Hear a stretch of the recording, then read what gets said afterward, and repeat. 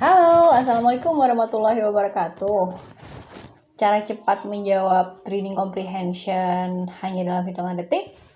Penasaran? Yuk ikuti terus video kita.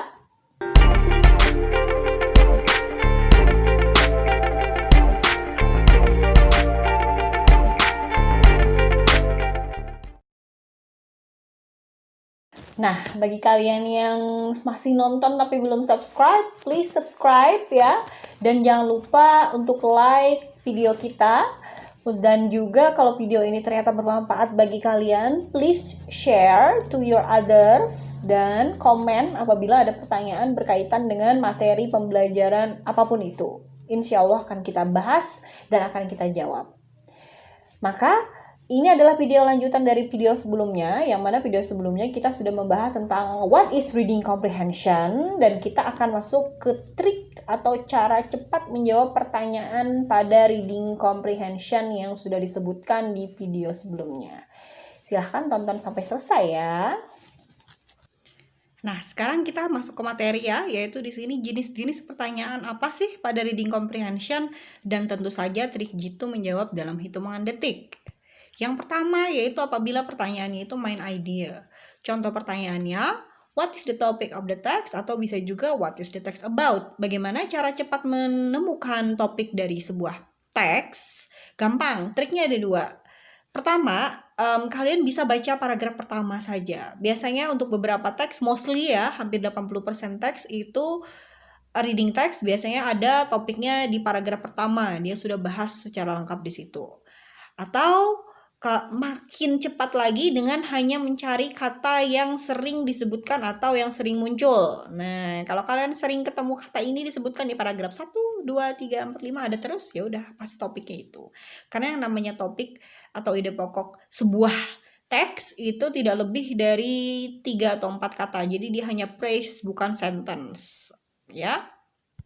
Tapi kalau ditanyakan ide pokok dari paragraf, nah kalau yang seperti ini sama aja nih sebenarnya dalam mencari ide pokok pada reading text berbahasa Indonesia, yaitu ide pokok itu sebenarnya biasanya ditemukan di awal, di akhir, atau campuran. Tapi khusus pada reading text dalam bahasa Inggris, maka triknya ada dua. Kalian baca dulu kalimat pertama pada paragraf tersebut. Kalau kalimat pertamanya itu ada di pilihan jawaban, tidak harus dengan kata atau kalimat yang sama, bisa dengan kata atau kalimat yang berbeda tapi dia memiliki konteks dan arti yang sama.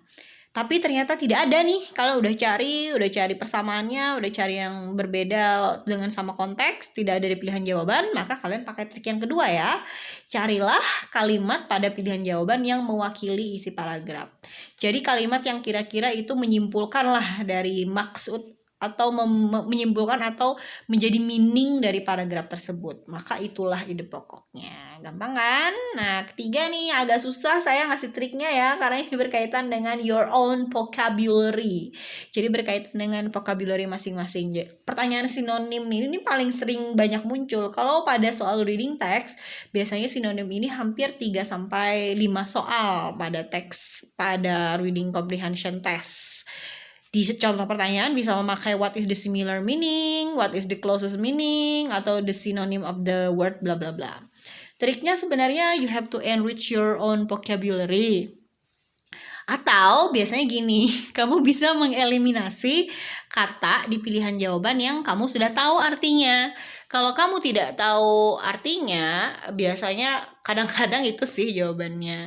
Tapi kalau ada di pilihan kata jawaban itu yang kamu tahu jawabannya, artinya, maka itu bisa membantu kamu untuk mengurangi